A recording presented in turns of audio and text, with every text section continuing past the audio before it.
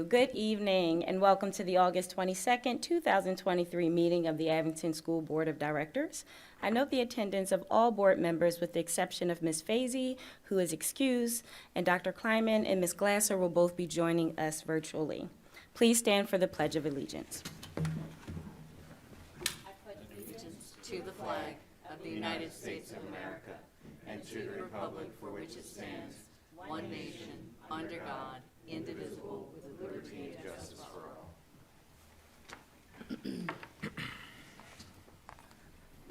Thank you. The Abington Board of School Directors has convened this evening's meeting at the Administration Building, and the public is welcome. In consideration of the health and safety of the school community, this meeting is also being broadcast live on the Abington School District YouTube channel. This meeting is being recorded and will be accessible on the district's website and cable channel no later than Friday, August 25th, 2023, to allow those members of the public who cannot participate to view the proceeding at a later time. Comments from citizens will be conducted in person and by phone. Information regarding participating remotely in public comment will be displayed on the screen at the time of public comment, and the board thanks the public in advance for its cooperation. This is a place where we hold dignity in high regard. Your voice is welcome and respected in this space. We'll open up with comments from my fellow board members. Mr. Allen? Nothing, thank you. Ms. Frazier? Welcome, everyone. Mr. Kay? Nothing, thank you. Dr. Mowry? Nothing, thank you. Ms. Glasser? Hello, everybody. I'm excited to be back and looking forward to a great school year. Dr. Kleiman? Nothing, thank you. Mr. Muhammad? Looking forward to a great school year. Welcome. Dr. Fetcher? Nothing, thank you. Okay, then we can begin with our orientation for this evening. Thank you, Ms. Brown.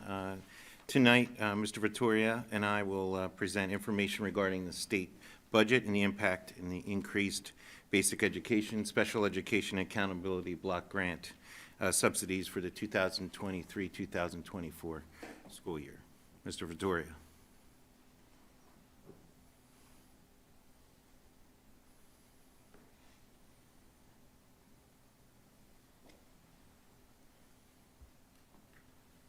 So on August 3rd, Governor Shapiro signed the budget into law, and we now know that basic education, special education, and the accountability block grant will be $15.5 million compared to the $13.5 million that was budgeted for the 23-24 school year, which is an increase of $2 million. What has yet to be approved are the school code amendments. Without the school code amendments, the ability to apply for grants is unavailable. There have also been discussions that cyber school funding changes will be included in the school code amendments. There will be no updates on school code amendments until the House returns, which is after September 18th. So the second column shows the budget that was approved by the board for the 23-24 school year. The fourth column here shows the increase in state funding from $36 million to $38 million, which then reduces the estimated operational fund balance usage from $7.2 million to $5.2 million, which will then end the 23-24 school year with an estimated fund balance of $8.6 million. So the state budget subsidy amounts for basic education, special education, and the accountability block grant total $15,562,121, which is $2,050,379 greater than what was budgeted. The additional funds will support the 23-24 academic programs and reduce the budget reliance on use of fund balance by $2,050,379. No changes need to be made to the 23-24 general fund budget that was approved by the board and submitted to PDE. The actual revenue received from the state will be reported in the 23-24 audit performed by our internal auditors, Maui. And if there are any questions, I can try to answer them. Thank you. Questions or comments from the board? I have one question. The delay in the block grant, is that unusual? And if so, how does it impact any of the work or the putting things into place. Yeah, Dr. Butts. The accountability block grant usually comes to us as soon as the department, I'm sorry, the Pennsylvania's budget has been approved. So we usually get information at this point in time about the accountability block grants, ready-to-learn grants. And for Abington School District, we target the use of full-day kindergarten, which is an allowable expenditure under that grant. But it usually has to be where it is, the state budget is enacted first, and then they do the distribution of the amounts per school. So just because it's a delay, it doesn't mean that we have to stop anything that we're doing. Does it inhibit us from completing any task that we would complete with that information? No. Okay. Yep, thank you. Any additional questions or comments from the board? Dr. Fetcher, does that conclude our orientation for this evening? Yes, Mr. Brown. Thank you. Then we can move forward with comments from citizens.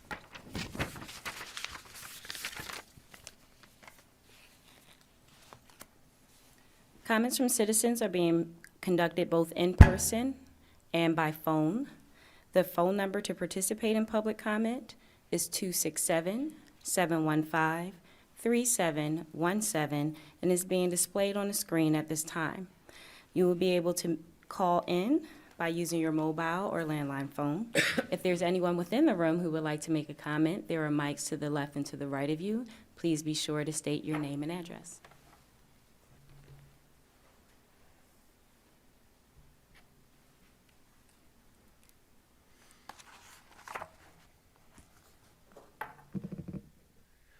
Before I begin my comments, last meeting, I was picking up my daughter, and I was on the video, or whatever you call it, the live stream, and you didn't provide enough time, if nobody gets up and talks initially, to write the numbers down, to dial it, and to get in.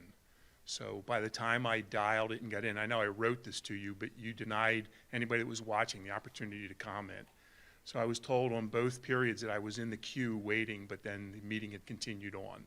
So even the second period, I made sure I was stopped, got the number, and by the time that I went through, I was told I was number 2 in the queue, but the end of the meeting was on the phone. So just to let you all know that there's a delay between what goes on right here and when people watching it get to see and respond to it. So, and it was unfair to everybody, and I hope you'll update that for anybody that's trying to do it this week. I know at least I was cut off twice, and one other person must have been. So these are my comments from the beginning last week. Excuse me for 1 second. Please start Mr. Rooney's time now. Thank you. Thank you, ma'am. So what I wanted to do is we started a new school year to comment on something basic.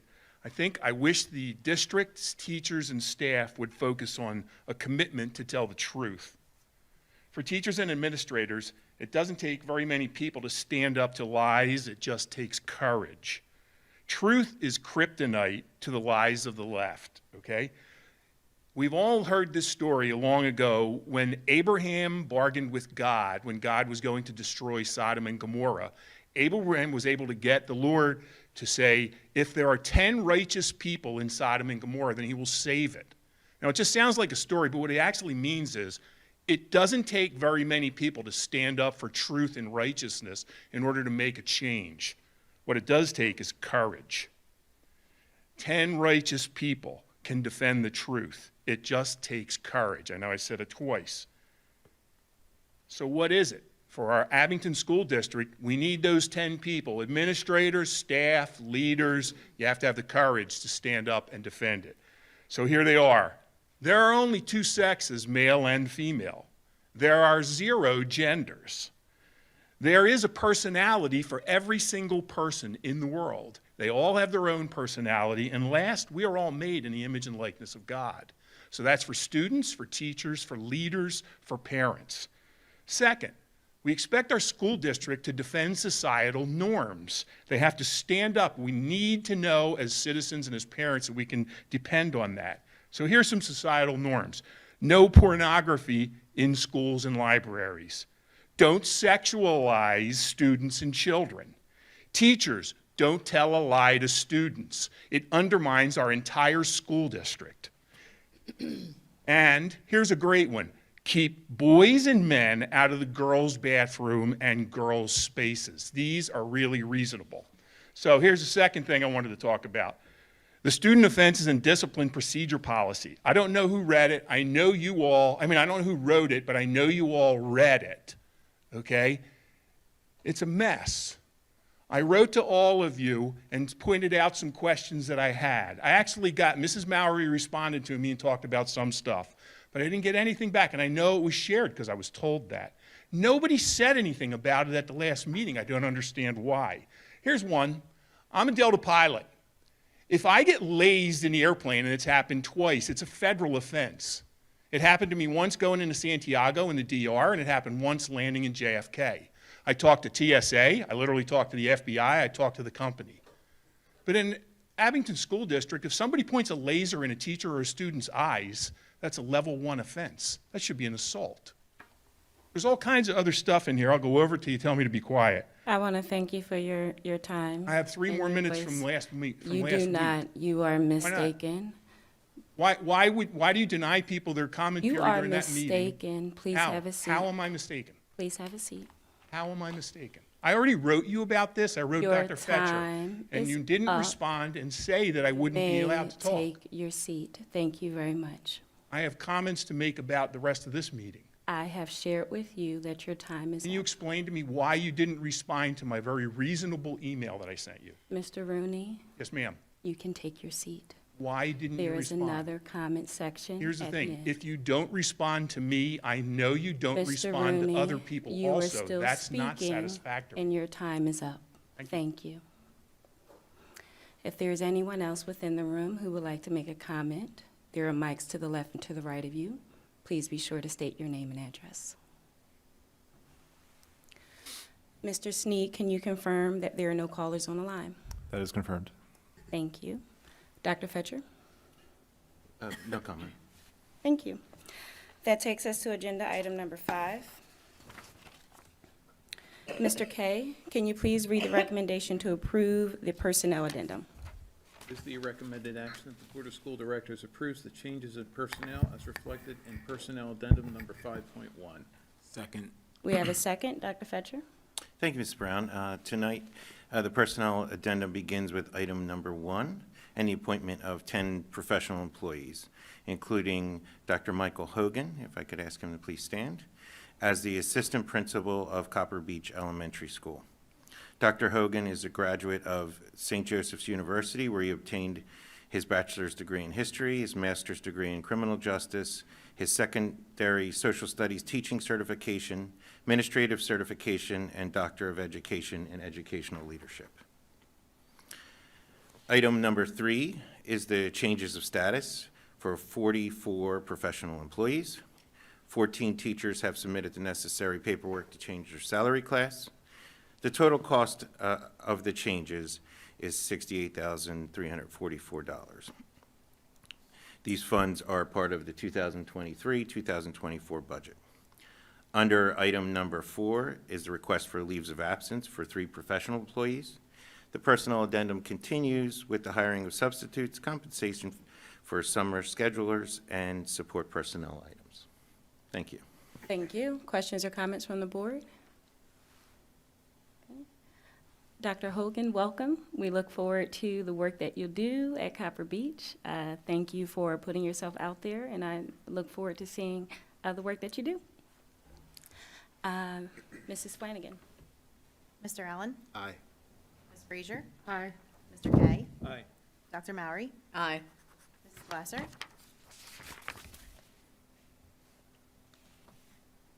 Mrs. Glasser? There's a brief delay.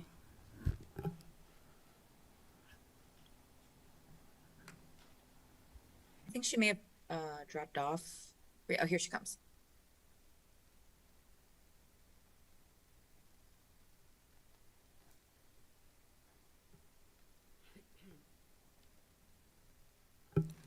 She may not know you're in the middle of a vote. Okay. Ms. Glasser, we are on agenda item number 5, where we are approving the personnel addendum. I just want to make sure you were able to hear the description and see if you have any questions before you place your vote. She's having some difficulty. Hello, can everybody hear me? We can Yes. hear you now, yes. Okay, excellent. I'm gonna have to, I cannot vote for this one because I was not able to hear and was trying to get my connection in order during that time of description. So, I think I'm connected okay now, but I did not hear what was just discussed. I want to thank you for your transparency and making sure that we continue to operate in decency and order, and I'll ask Ms. Flanagan to proceed. Mr. Mohammed? Aye. Dr. Kleiman? Aye. Mrs. Brown? Aye, ayes have it, and motion passes. Mr. Kay, can you please read the recommendation for approval of the financial report? The recommended action that the Board of School Directors approves the financial report for the period ending June 30th, 2023, as reflected in addendum number 6.1. Second. We have a second, Dr. Fetcher. Thank you, Mrs. Brown. I'm going to ask Mr. O'Neill to please summarize the June 2023 financial report. Thank you, Dr. Fetcher. Financial report for the period ending June 30, 2023. Revenue. With regard to revenue, as of June 30, 2023, we received $1,166.8 million, which is 99% of the $168.5 million revenue budget. As of June 2022, we had collected $158.1 million, which was 97% of budgeted revenue. Year-to-date, we are $8.7 million ahead of last year, which is due to several factors, including greater than budgeted earned income tax collections, real estate transfer taxes, delinquent real estate tax collections, earnings on investments, and state subsidies for basic ed, special ed, and student transportation. On the expense side, regarding expenses, year-to-date, we expended $171.9 million over a $180.9 million budget, which equates to 95%. For the same period last year, $162.7 million was expended, which was 92% of the then $176.9 million budget. For capital projects, with respect to capital projects, the district paid senior high school project contractors $4,342 in the month of June. And for food service operations, the 2022-2023 food service report has a cumulative profit of $197,365 for the year, which exceeds the contract guarantee. That concludes the June 2023 financial report. Thank you, Mr. O'Neill. We can answer any questions that you may have. Questions or comments? I know over the past couple of years, we heard a lot about ESSER funds. Have those funds been exhausted? No, they have not. We have another year of some of our ESSER funds, and as we've stated, some of the items that we have purchased using ESSER funds or programs that we have used, we are evaluating throughout this year and throughout the life of the ESSER funds to determine where we would go into the future should there be, there is an end to that funding. So we are currently in a process in the last year of evaluating a lot of these programs and making a determination of what we would, what we will continue, if we continue these particular programs, or if they would replace programs that we've had in the past. Any additional questions or comments? Mrs. Flanagan? Mr. Allen? Aye. Ms. Frazier? Aye. Mr. Kay? Aye. Dr. Mowry? Aye. Mrs. Glasser?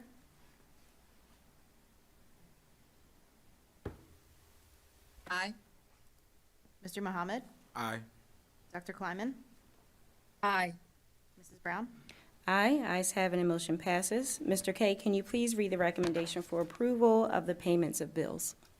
Is there a recommended action that the Board of School Directors approves the payment of bills for the period ending June 30th, 2023 and July 31st, 2023 as reflected in addenda number 7.1 and 7.1A?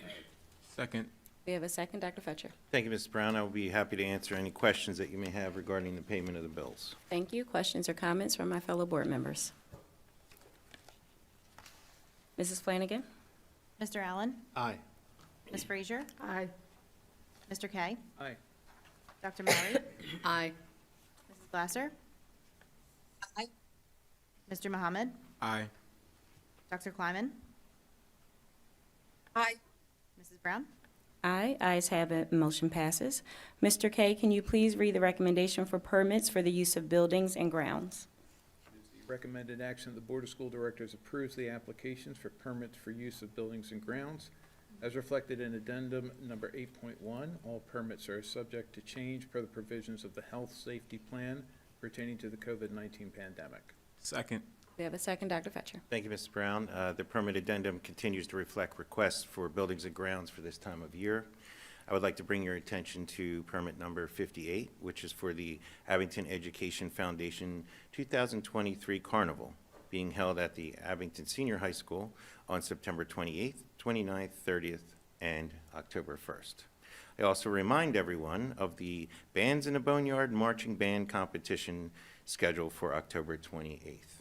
And just to give a plug for that, if you have not ever had the opportunity to attend, it is a wonderful evening filled with joy and music. Excellent. Questions or comments from the board? Mrs. Flanagan? Mr. Allen? Aye. Ms. Frazier? Aye. Mr. Kay? Aye. Dr. Mowry? Aye. Mrs. Glasser? Mr. Mohammed? Aye. Dr. Kleiman? Aye.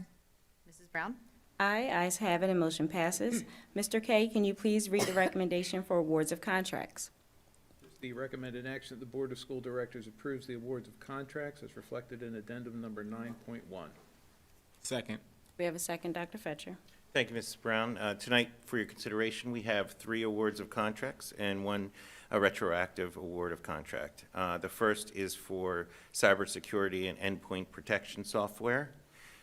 Emergency communication for POTS, our plain old telephone service, telephone lines, Google Backup Solution, and telephone and communication services.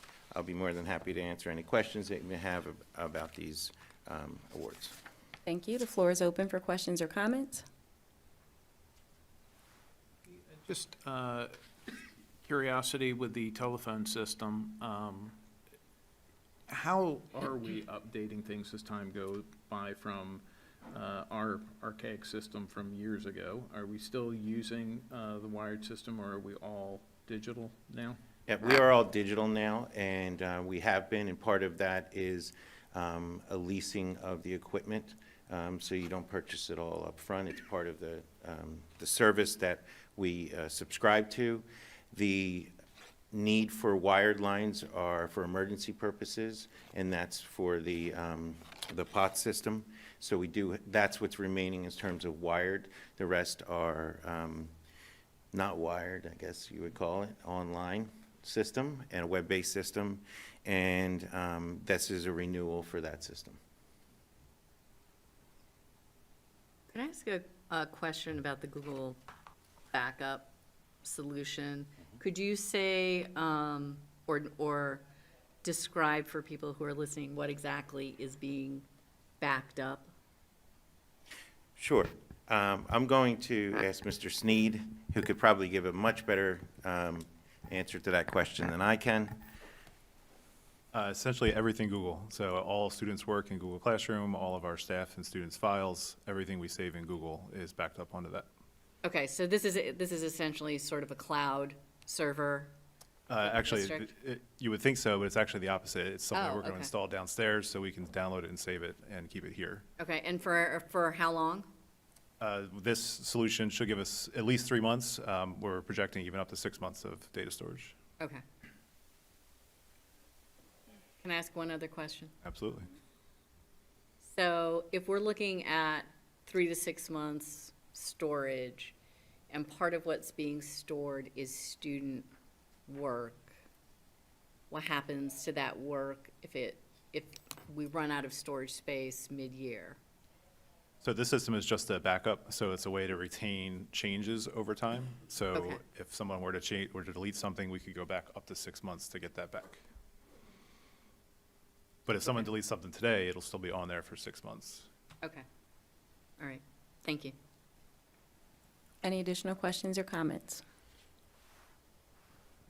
Mrs. Flanagan? I had a question Oh, about of the course. backup system. Mhm. Can you all hear me okay? Yes, we can. Okay, thank you. Is having cloud and then this in-house backup system a typical sort of redundancy process? Are there folks that have a backup on site that lasts longer than 6 months in case there's things that we need to get,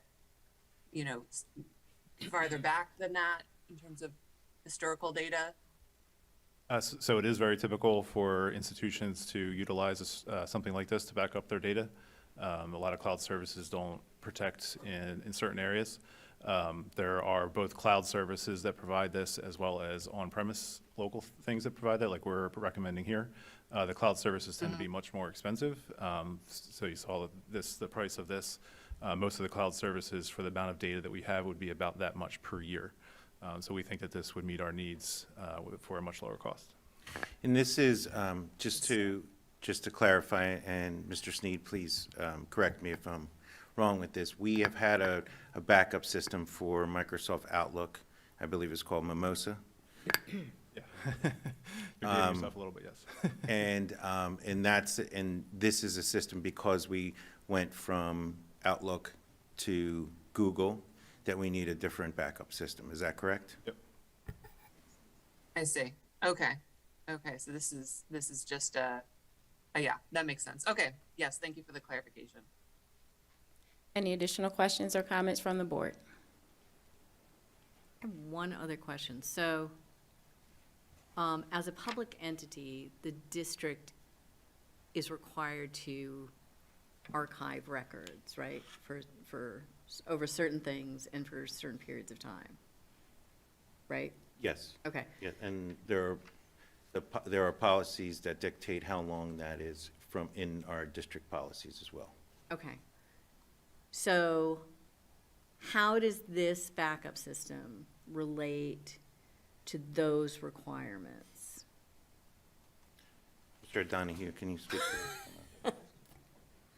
This data is probably not data that you are required to archive. This is student data and teacher data in terms of their work product, as opposed to your grades, your report cards, your employee system data, your employee history data, your employee Student files. Correct. That's not the data that statutorily you're mandated to retain.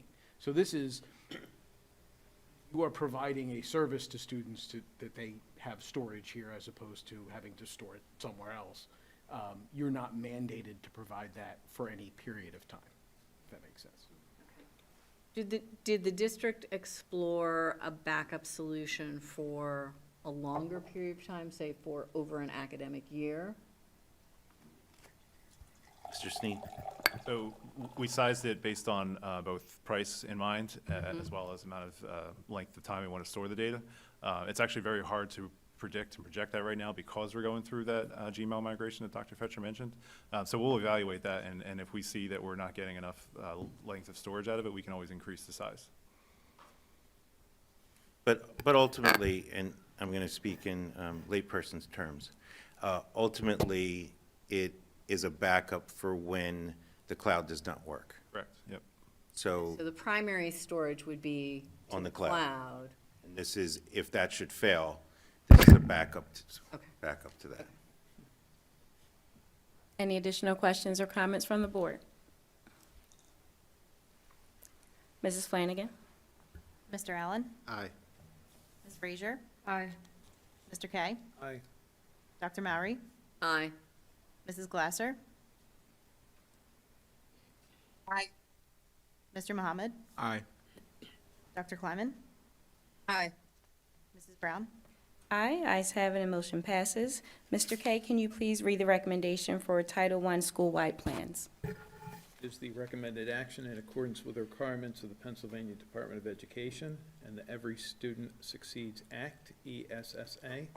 The administration recommends that the Board of School Directors approve the 2023-2024 Title I school-wide plans as attached, as well as future amendments for Highland School, Overlook School, Roslyn School, and Willow Hill School, and authorize the superintendent or designate to submit such plan to the Pennsylvania Department of Education in the manner prescribed by the Pennsylvania Department of Education.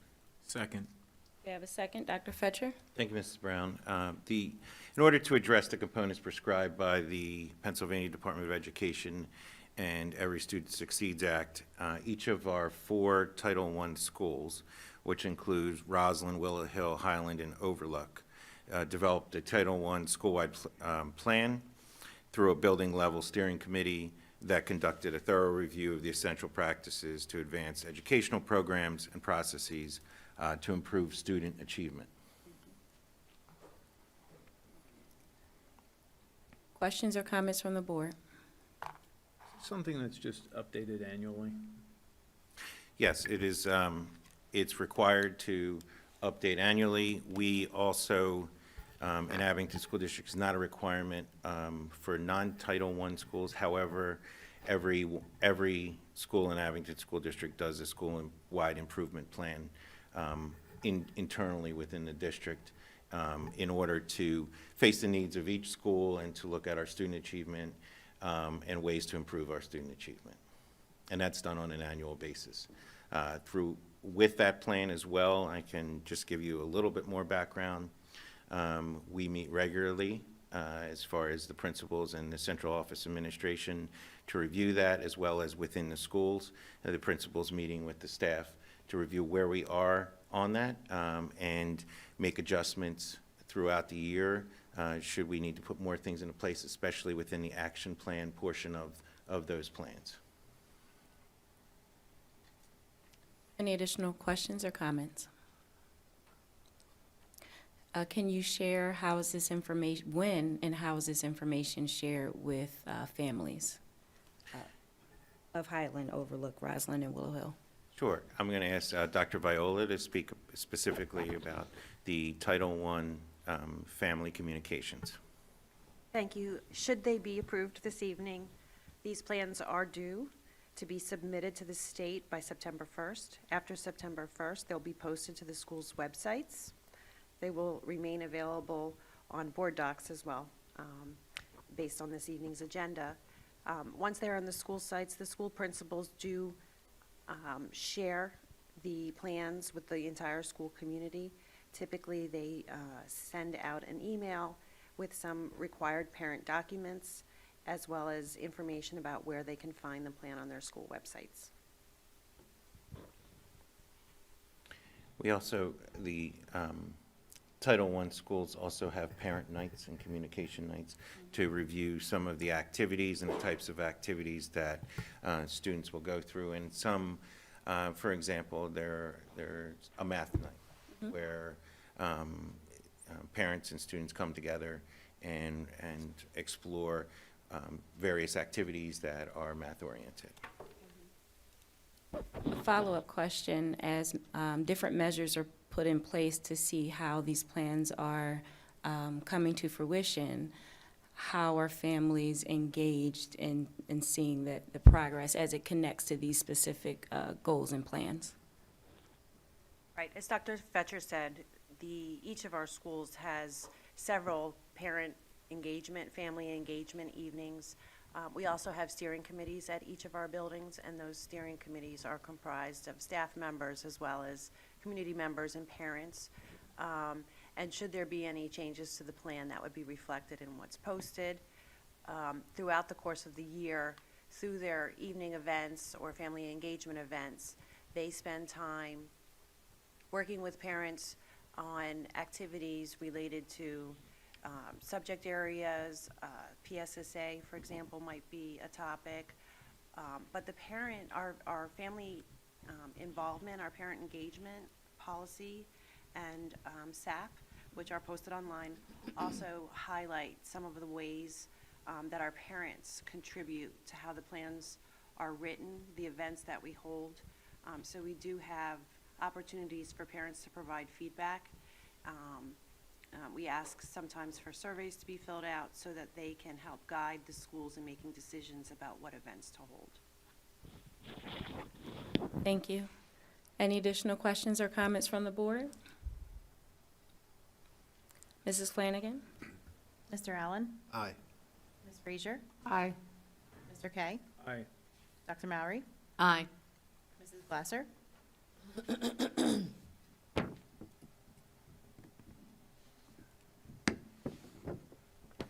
Glasser? Can you hear me?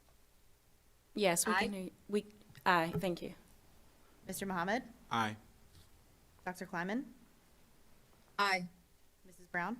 Aye, ayes have it and motion passes. Mr. Kay, can you please read the recommendation for the second reading of the Student Offenses and Discipline Procedures Policy? It is the recommended action that the Board of School Directors approves the second reading of the board policy entitled Student Offenses and Discipline Procedures Policy as reflected in addendum number 11.1. Second. We have a second, Dr. Fetcher. Thank you, Ms. Brown. There's one policy being presented this evening for second reading with proposed revisions resulting from a summer annual review. Between last meeting and this meeting, there were minor changes that were made due to edits and some typos. So that has been reflected in this change. There's been no substantive changes from last meeting. So we'd be happy to answer any questions that you may have regarding this second reading. Thank you. Questions or comments from the board? Dr. Fetcher, can you talk about a little bit of the review of this sort of how the process goes and who's involved and at what levels? Sure. So from the school district standpoint, the policy, all policies begin with our legal counsel and ensuring that we are meeting the law and that the policies, the foundation of the policies are reviewed by our solicitor's office. The policies are then presented to Principal's Council, Administrative Cabinet for revision and suggestion for revision. Those input from those particular groups are discussed throughout the summer, and that's part of our process that we do in our review every year of our policies. And when there are changes that are made to the policies, they're presented to you in that format as a recommendation through a first reading. If there are, as you may recall, this particular policy had 2 first readings because when brought to the Board of School Directors, the board had different direction for us in terms of to re-look at it. So that was then brought back to Principal's Council and the Administrative Cabinet for review, and the policy was edited and presented for a second time as a first reading. Today what we have is a second reading, and the changes that are within the policy are any typos or any editorial pieces that are non-substantive. Dr. Kleiman? Thank you. I just wanted to thank Dr. Fetcher and the administration for this updated policy. I think this is very evidence-based and reflects a lot of the research that's been conducted around disciplinary action in schools. And I just appreciate you all taking the time to consider the work that's been done by scientists and experts and applying it to our school environment. And I think this is going to be great for our students. I guess my only question for Dr. Fetcher is I know that there are mechanisms for collecting data around types of discipline, and I know that we as a district are required to report a lot of that data to the state. I'm just curious if there is any intention on also collecting data on even maybe qualitative data on the implementation of this updated policy and how it impacts both teachers and administration and students. And the simple answer is yes. All data related to student discipline, whether or not it qualifies for the state reportable offenses, we analyze the data. That could be to include types of incidents, location of incidents, demographics affected by different incidents, as well as alternatives and restorative practices that are put into place. Those types of systems are evaluated. For example, at the high school this year, we had a pilot program which was called the Red Team, and it was a youth aid panel for within the school. So people may be familiar with the youth aid panel that occurs through the township and the police department. This is one that occurred within Abington Senior High School. And so that data was part of a study, so we will continue doing the type of data analysis that came from there to see, one, if there are particular consequences or actions that are taking place that were decided, or restorative practices. Did they result in repeat offenses of the same nature from the students, or what was the impact of that? And ultimately, were there plans put in place that helped reduce incidents throughout the school building? So we have a really extensive data analysis, not only on what is required to report to the state, but internally, and that is where we also look at our practices. For example, in our principals council, I will meet with the principals to discuss our numbers of students who are involved in incidents, what the response was, so that we can make sure that there's equity and fairness within our response to all students when incidents occur, and then what alternatives have been explored, and ultimately, how do we solve an issue if there is an issue. And that is the basis of those discussions are all data oriented. We can dial down our data to each person who has the ability to issue consequences and to ensure that we are all on the same page for particular incidents and what constitutes specific responses to those incidents. Thank you. Any additional questions or comments from the board? Dr. Fetcher, if you could rewind a little bit, you said that all policies begin with legal counsel and reviewed by, was it solicitors or commissioners? Did I hear either one? Solicitor's office, yeah. Any additional questions? I would like to take the conversation back to the paragraph ending in, as noted in the district wellness assessment, physical activity is not utilized as punishment, nor is taken away opportunities for physical activities such as taking away recess utilized as a punishment. And I just wanted to go back to that for a moment.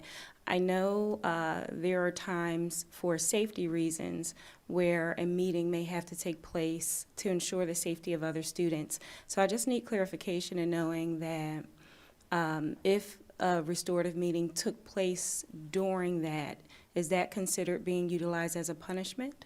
Or is that using time to make sure students are safe before they return back to that outdoor activity? And the reason why I'm bringing this up is because if a principal were to take that time to make sure students are safe, opposed to pulling them out of academic time, but also finding time for the student to get that release of energy and social activity, whether it's at gym or a second gym for some of the students who are at the high school, is that still a possibility? Yes, it is. essentially, it is not punitive, so recess is not removed simply to punish the student, to say, you know, you didn't do this, so you're losing recess. The use of that time, like any time during the day, so it could be a lunchtime where students meet with a principal and sit with another student and have some kind of restorative measure or conflict resolution. That can occur during those time periods as well. That can also occur during an academic time. However, looking at an incident and where the incident occurs, if there's an incident on the playground that occurs where someone is physical with another student, in order for a student to return to that environment, there has to be some kind of restorative measure put into place. And so therefore, it is not just a student sitting, staring at a wall in a punishment format. It is a student meeting with another student, maybe with a counselor, meeting with the principal, doing a reflection of the behavior or having a discussion about the behavior that occurred. Okay.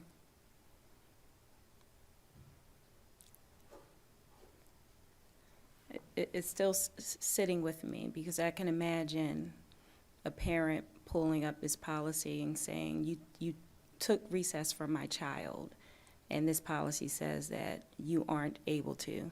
Whereas I am in agreement that there are circumstances where that recess time may be needed for a restorative meeting. And just for my clarification, you're giving your administrative staff and telling them that that is okay. Yes. I am good with that. Any additional questions or comments from the board?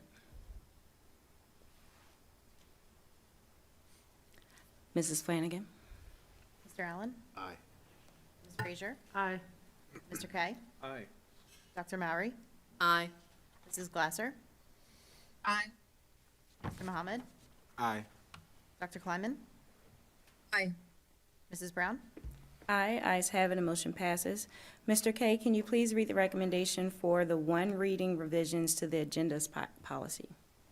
Like me to do all four or just do one? You can do all four. All four? If there's an issue, we can do one by one. Excellent. I just want to say that aloud. Doing all four does not mean that we can't stop and go back to doing one by one if you see fit, or if any of the board members see fit. Mr. Kay? The recommended action that the Board of School Directors approves in one reading revisions to the board policy entitled Agendas as reflected in addendum number 12.1. Furthermore, it is recommended action that the Board of School Directors approves in one reading revisions to the board policy entitled Discrimination, Title IX Sexual Harassment Affecting Students Policy as reflected in addendum number 12.2. Further, it's a recommended action that the Board of School Directors approves in one reading revisions to the board policy entitled Health and Mental Health Services and Procedures Policy as reflected in addendum number 12.3.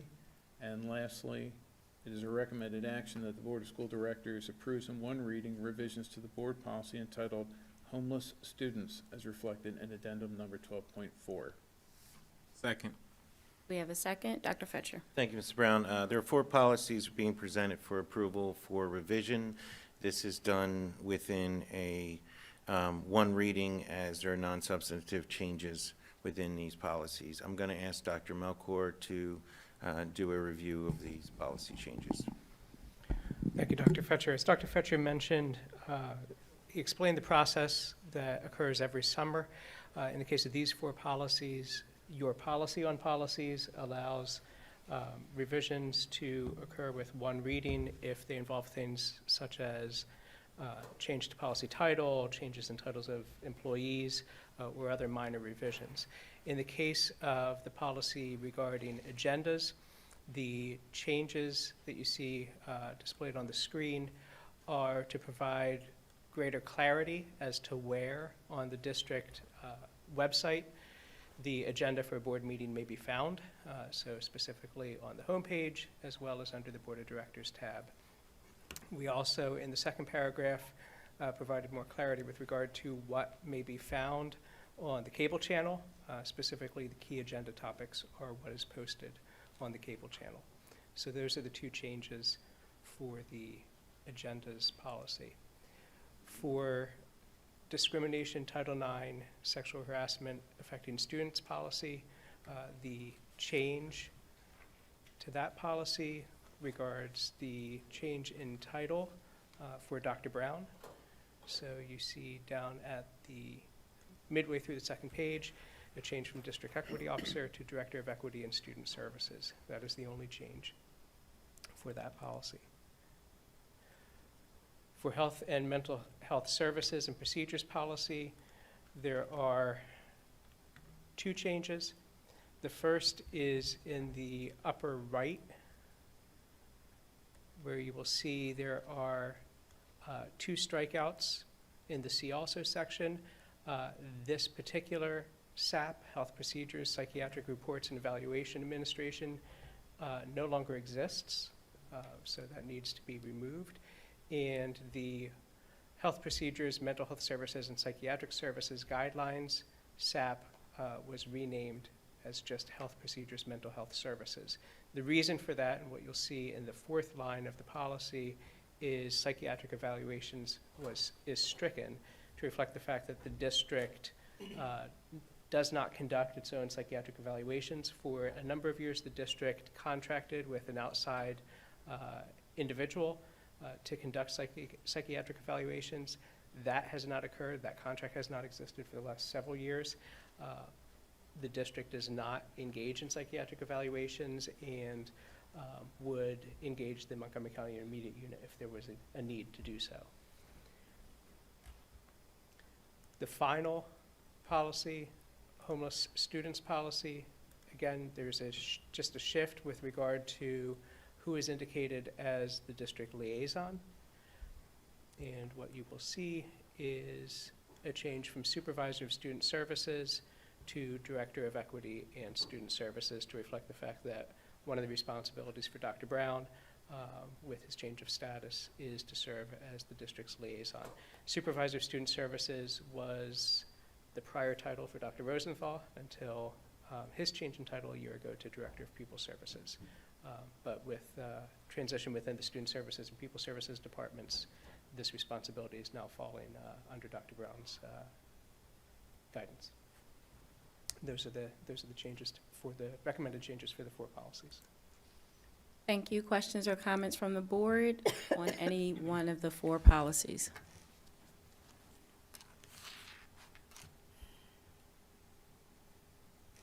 Mrs. Flanagan? Mr. Allen? Aye. Ms. Frazier? Aye. Mr. Kay? Aye. Dr. Mowry? Aye. Mrs. Glasser? Aye. Mr. Mohammed? Aye. Dr. Kleinman?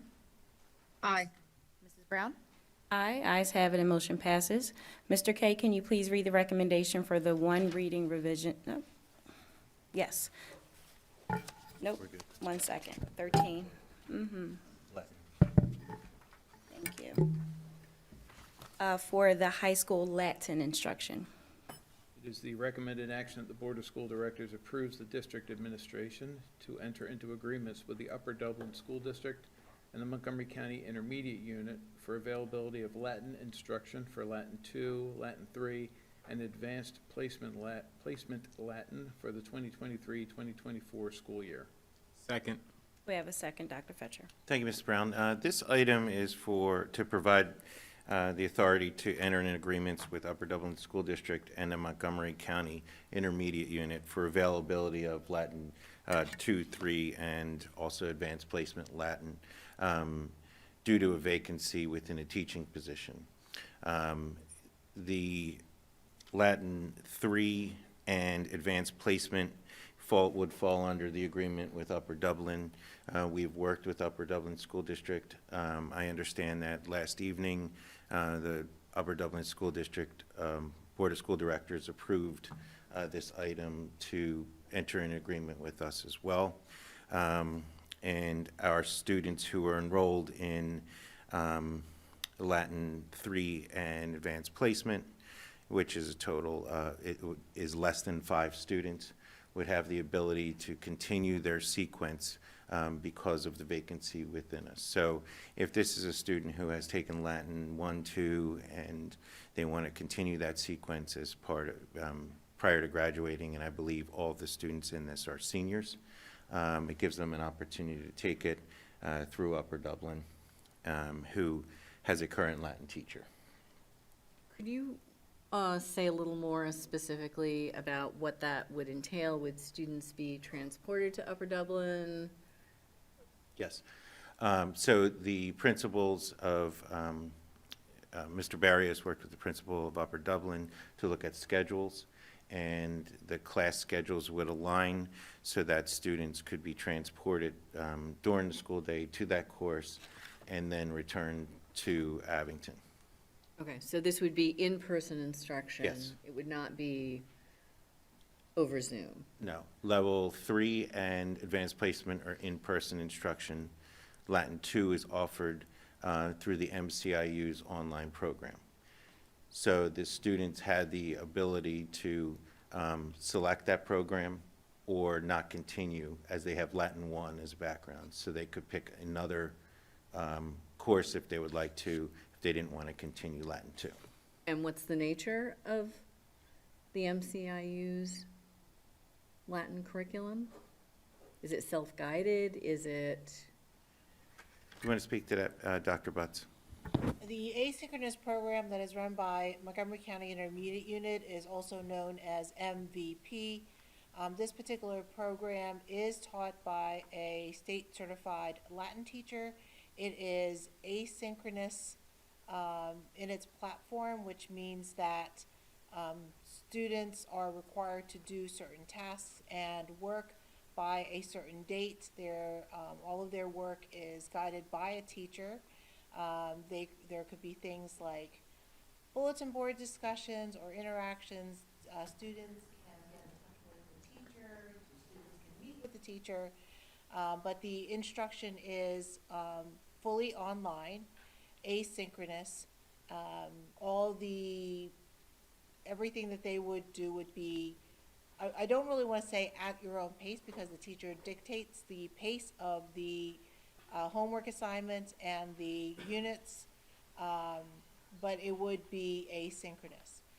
The students are able to meet with the teacher if they schedule a meeting.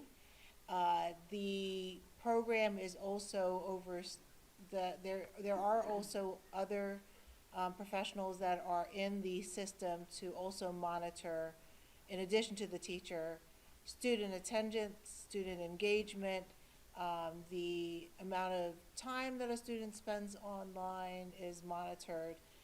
So it is a fairly robust asynchronous program.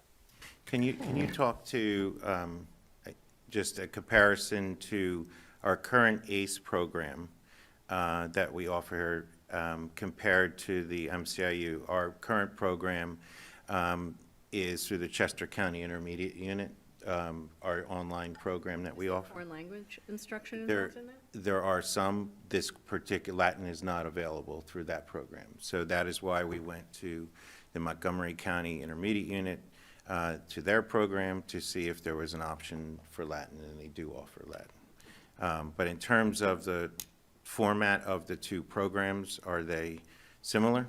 Yes, the two programs are really similar. They both have Pennsylvania certified teachers of record, and students have the ability to reach out to the teacher to schedule one-to-one meetings with the teacher. There are other professionals, and I want to say they function like a guidance counselor, but they're like they help to oversee, along with the teacher of record, student progress, student engagement, student attendance.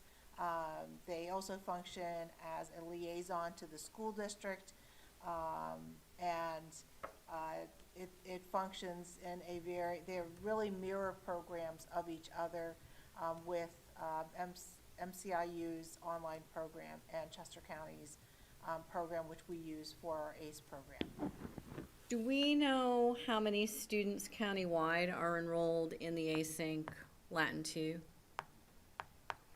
I do not have that specific information, but I can find that out for the school board and report on that. I don't have the specifics of the MVP Latin 2 program.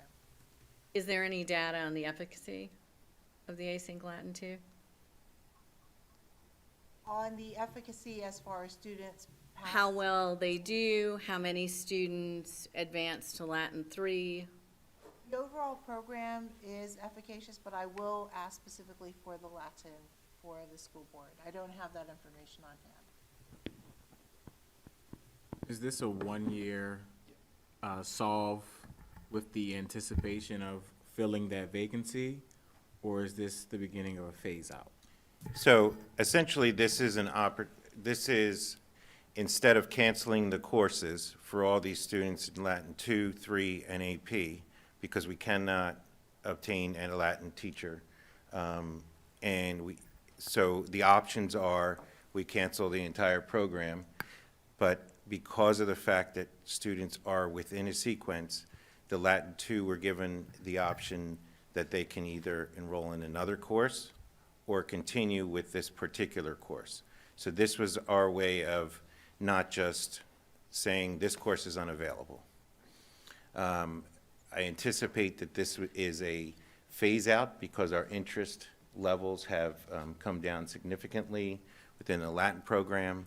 And in terms of the seniors with the 3 and the AP, we wanted to give them an opportunity to be able to complete a sequence, especially as it relates to college admissions and taking a number of years of a course.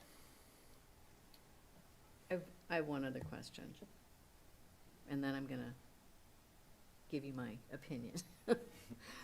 So the question is, if we can give our students, our Latin 3 and AP, Latin AP students, access to in-person instruction, what's the impediment for our Latin 2 students? So it is not easy for a receiving school district to accept a number of students. So our kind of discussions with Upper Dublin were up to 5 students. So their impact on their program is less than having 30, I'm making up the number, 30 Latin 2 students transported over to Upper Dublin to use their, to have their teacher and be part of their classes.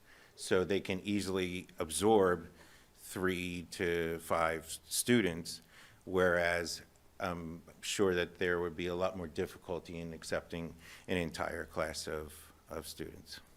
All right, so now I have another question. I'm sorry.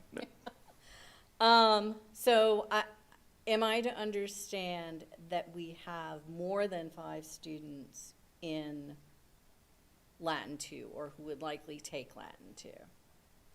Latin 2 enrollment number, Dr. Melkor, do you know who was originally signed for Latin 2 for this school year?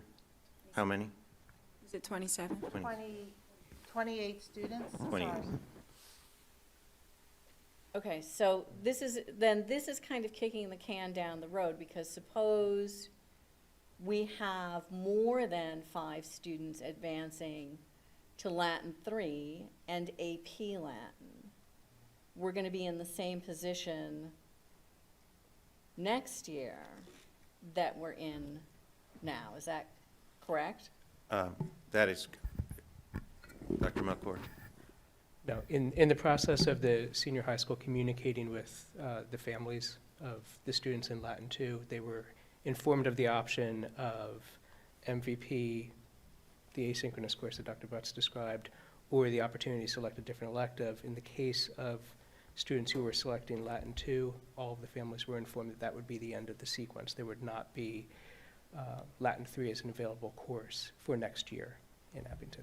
So Upper Dublin would be unwilling to continue this arrangement for subsequent years. In other words, this upcoming year is the last year where Latin will be offered at Abington. Yes.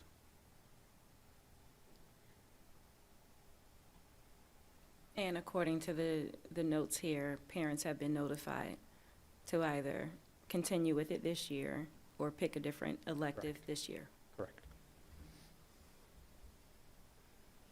Okay. I mean, I have questions about the async Latin. I understand the position that the district is in, and I understand that finding qualified instructors to teach Latin is a heavy lift right now. Well, I would say it's more than a heavy lift. They did not exist. In Okay, I in mean, our- that's our different. There are still classics programs, but that's Right. a different But conversation. in terms of we went through a full hiring process. I just want to be clear so people know that this was not a decision made without going through that.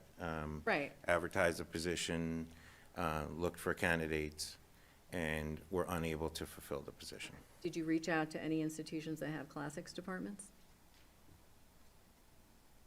Yes. Sorry, I'm looking at HR. You did? HR. And they had no graduating seniors who were willing to undertake it? Okay. All right, We even, we reached out to people who were retired Yeah. as well, for, to come in as a long-term sub and those types of things as well. All right. I mean, asynchronous language instruction is not good. It just isn't. So, it makes me personally sad that an option is being eliminated for our students, but, the job market is what the job market is, so here we are. Any additional questions or comments? Thank you, Dr. Fetcher, for accommodating those 5 students. Any additional questions, comments? Ms. Flanagan? Mr. Allen? Aye. Ms. Frazier? Aye. Mr. Kay? Aye. Dr. Mary? Abstain. Mrs. Glasser?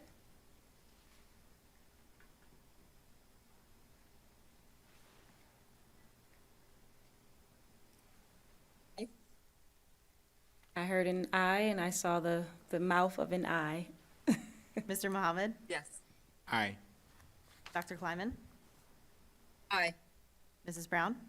Aye, ayes have it, and the motion passes. Dr. Fetcher, any additional reports for this evening? Yes, Ms. Brown, I provide for you the conference attendance and professional leaves for your information. Thank you. Any business to be appropriately brought up by my fellow board members?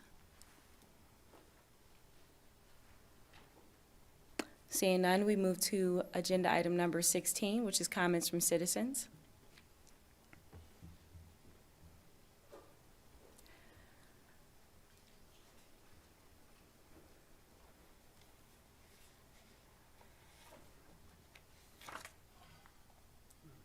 Comments from citizens are being conducted both in person and by phone. The phone number to participate in public comment is 267-715-3717 and is being displayed on the screen at this time. You will be able to join in by calling from your landline or mobile phone. If you are present within the room, there are mics to the left and right of you. Please be sure to state your name and address.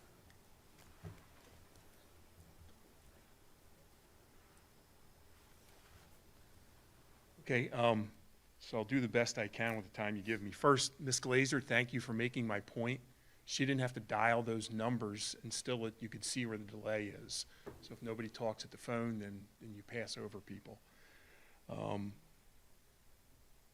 In September, everybody's going to pay their taxes. Abington Township and Rockledge, $4,000, $5,000, $6,000, they're all going to write that check. And obviously, there can be more than that, too. I don't know what the top end is, but an average person in Ardsley is paying over $4,000 probably. North Hills, Roslyn, probably about the same. it would be respectful by the board, first, if you'd actually show up at meetings, and if you're in the local area, to actually sit in the seat when you're hearing participating and not showing up. This happened now 2 meetings in a row. The second thing is that it would be professional also if you actually returned emails, responded to them. The agenda doesn't come out until Monday, and I screwed up yesterday and actually looked at August last year's agenda, and it looked like you were going to go after the speaking rights again, and I apologize to Dr. Fetcher for that because I messed up. I don't like screwing up, but I add to it.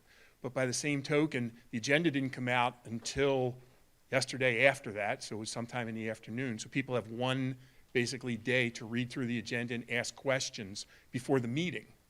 So if I ask a couple of questions and people don't respond, you all are voting on stuff and not answering questions before we really even have an opportunity to research this stuff. So I would ask your forbearance to actually do that, whether it's staff or administration or school directors. I want to thank Dr. Osborne. He actually was very prompt in getting back an answer to me today, and I appreciated that. I had a lot of questions about this thing right here. We watched last year as people came in and talked about how they were getting bullied, pushed down the steps, the doors were taken off of the bathrooms.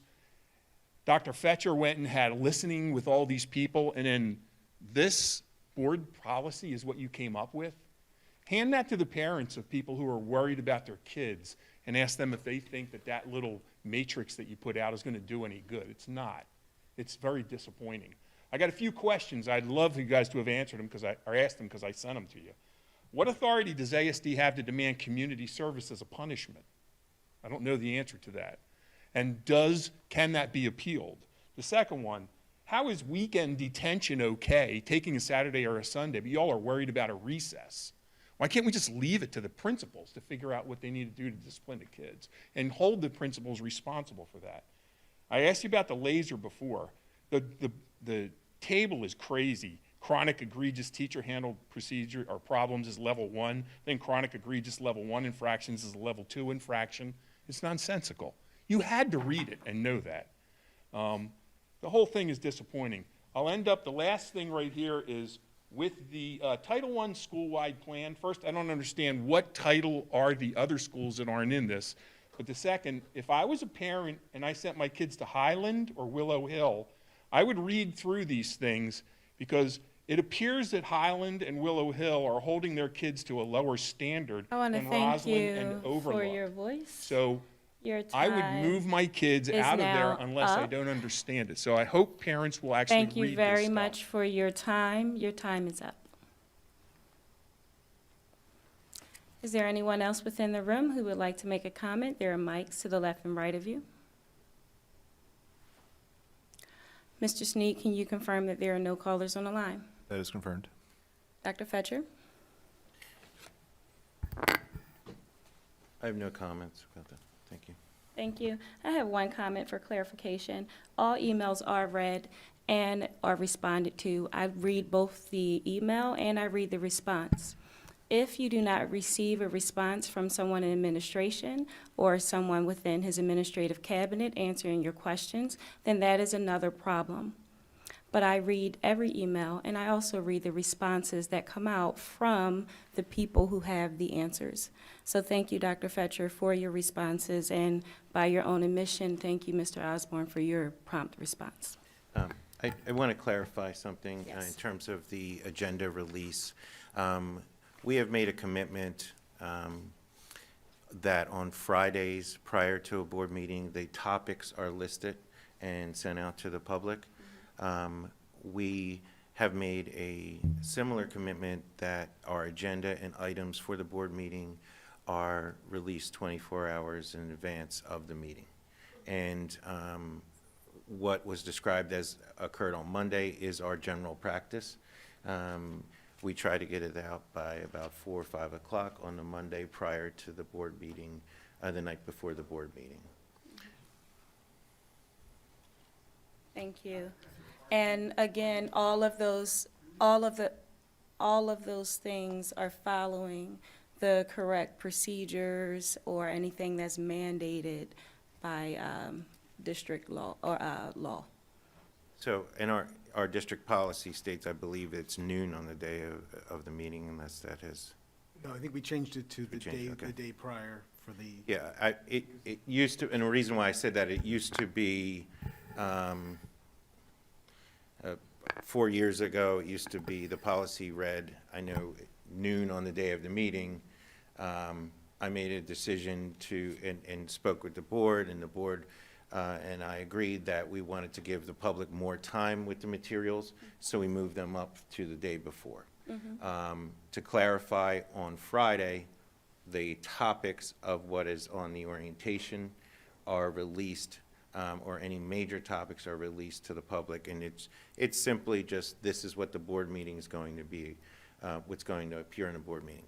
That occurred historically because people wanted to be able to make the opportunity to attend board meetings if it was a topic of their interest.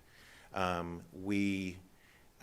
was prior to our having the live stream of the meeting. At that point in time, it was an opportunity for people to either clear their calendars, or if there was a topic on there, express in writing to the board or to the administration what, some of the concerns they may have prior to the release of the agenda.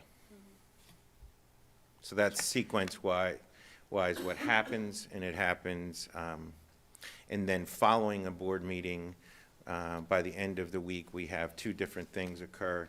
And just making this clear, in case anyone in the public wants to know the process, we have our board brief, which is a summary of the board meeting and what occurred during the board meeting. And that comes out typically by Thursday, sometimes Wednesday. And by Friday, the recorded video is posted for those who were not able to attend either virtually or in person. Thank you for that clarification. And does that conclude your comments in regard to public comment? Yes, I need us to take a pause for a moment so I can confer with Mr. Donahue about an issue. Yes, moment granted.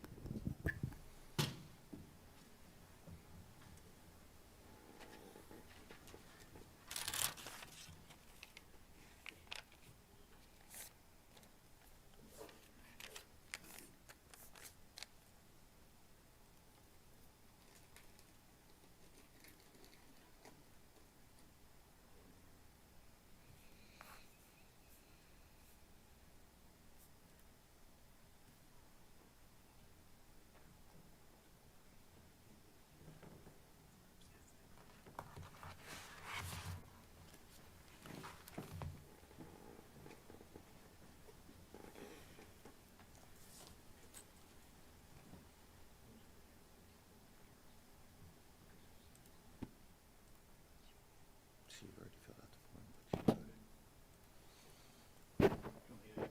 form, Yes.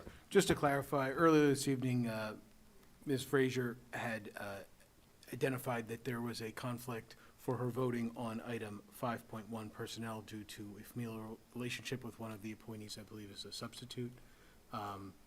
Therefore, she completed and submitted the abstention memorandum, so her vote on the personnel report should be listed as an abstention. Ms. Flanagan, can we please make sure we make that Handing the adjustment? abstention Thank to you. Ms. Flanagan, so she Thank has you. it for the minutes. Thank you. And the motion still carries, correct? Would it be possible to make one more correction to the record I will ask Mr. O'Donohue. regarding a public comment and who responded to emails? It has nothing to do with a vote. Okay, then, Okay. You're just, yes. Right. You can make a comment. Okay, so in the first period of public comment, a community member indicated that Mrs. Mowry had responded to his emails, and I just wanted to make clear for the record that my mother did not respond to the emails, that in fact, I was the board member who responded. Thank you, Dr. Mowry, for that clarification. You're welcome, Mrs. Brown. At this time, we'll take closing not arguments, closing comments from my fellow board members. Mr. Allen, Nothing, thank you. Ms. Frazier. I'm excited about the fair that we're going to have on campus, the end of September, and the Boneyards event that's going to happen. Mr. Kay. Dr. Mowry. Nothing, thank you. Ms. Glasser. Nothing, thank you. Dr. Kleiman. Nothing, thank you. Mr. Muhammad. Nothing, thank you. Dr. Fetcher. Just a reminder that next Tuesday evening at 7 o'clock is our special board meeting to review the feasibility study. It is also an opportunity to celebrate Dr. Melkor for his a major milestone birthday as well on that date. Yes. We threw him a feasibility study party. A feasibility study party. Yes. I love it. I'm known to break out in song, but I'll spare you of that this evening. But happy birthday. Welcome to all of the new hires, those who are going through orientation next week. For teachers, you still have some time left. You know, you may still have another beach trip, so get that in. And we're looking forward to kicking things off next week. With nothing else being said, this meeting is adjourned. Have a great evening.